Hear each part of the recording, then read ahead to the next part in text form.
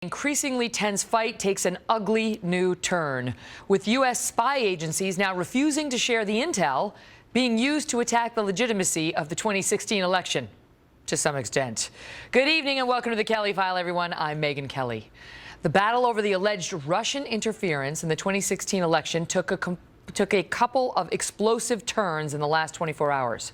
First, the Republicans started questioning why they were seeing media stories of Russian involvement that went well beyond what they had been told by these agencies. Then the House Intel Committee demanded an emergency hearing with the CIA, the FBI, the National Security Agency to figure out what's going on here. And now tonight, just hours ago, Republicans forced to cancel that hearing when the intel agencies refused to cooperate, saying they would not be sending any briefers in. In just a moment, we will have reaction from Congressman Peter King of the Homeland Security Committee. But we begin tonight with our chief intelligence correspondent, Catherine Herridge, who's had a busy day in Washington. Catherine? Well, thank you, Megyn. Late today, the Republican chairman of the House Intelligence Committee issuing this statement after the CIA said the agency would not send a briefer to Capitol Hill to deconflict reports about Russia's alleged interference in November's election. Congressman Devin Nunes of California writes, the committee is deeply concerned that intransigence in sharing intelligence with Congress can enable the manipulation of intelligence for political purposes. The committee will continue its efforts and will insist that we receive all the necessary cooperation from the relevant leaders of the intelligence community. The classified briefing Thursday on the Hill was going to focus on whether there is new intelligence or analysis that concludes the Russian President Vladimir Putin authorized the cyber activity to ensure a Trump victory. The CIA told the House committee it was too busy with the president's review to help. A former intelligence officer tells Fox News that knowing the Russian leader's intent would be challenging. If you're going after a leadership target, you have to have someone next to that leader. So the idea of finding out intent has to be clearly defined and based on having a human intelligence asset, a spy, inside of the very circle you're trying to collect on. With at least 4 investigations on Capitol Hill and a full review requested by President Obama, a former senior intelligence officer said the probes are creating a paper trail that will make it harder for Mr. Trump and the Russian president to build a close relationship after January 20th, Megyn. Catherine, thank you. You're Joining welcome. me now with more, New York Congressman Peter King, member of the Homeland Security Committee and Permanent Select Committee on Intelligence. Congressman, good to see you tonight. So what does it tell you that these agencies have refused Congress's demand that they show up and share the intel? Megyn, this is absolutely disgraceful.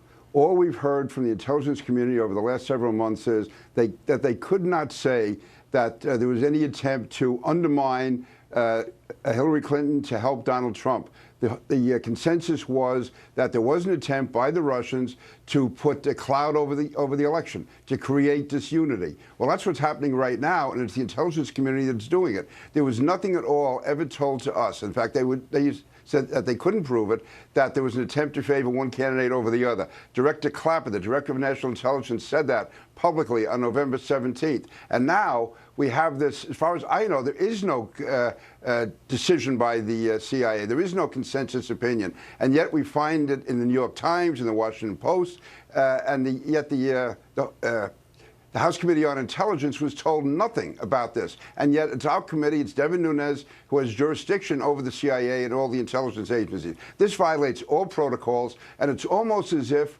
people in the intelligence community are carrying out a disinformation campaign against the president-elect of the United States. It's absolutely disgraceful. And if they're not doing it, then it must be someone in the House or the Senate who's leaking false information. And there should be a full investigation of this. So you're telling me that when the Washington Post had this report on Friday citing anonymous sources saying that the CIA has determined Russia interfered in the election with the purpose of helping Trump's campaign, right, that was the first you heard of it from the Washington Post, and now this would be your next and best attempt to get the CIA to come before you, and you have oversight responsibility over them, to tell you what they know, and you've been refused. Absolutely. They absolutely refused. They won't be there tomorrow. They have somebody has the time to leak it to the Washington Post and the New York Times, but they don't have the time to come to Congress. And it's the House Committee on Intelligence that has the absolute jurisdiction over the CIA and the intelligence community. You don't believe that we're too busy to help you right now because we're busy helping President Obama. You don't believe that? No, it's their job. It's their job to come. They don't have any choice. They have to come in. So they, and especially when they have created this, here it is the week before the Electoral College's meeting, and So someone in the doing? Intelligence Committee. What are they doing? I think it's why are the why? I mean, it is tough to believe they don't have time. It's a big agency. They can't find one person to go speak to the Congress who represents us for oversight purposes. So what? Why would they be playing this game and refusing to appear before you? Well, first of all, I don't think there is any conclusion that they're attempting to favor Donald Trump over Hillary Clinton. Who is the CIA? When they say the CIA has made this conclusion, who? Is that Brennan? Who is it in the CIA has done this?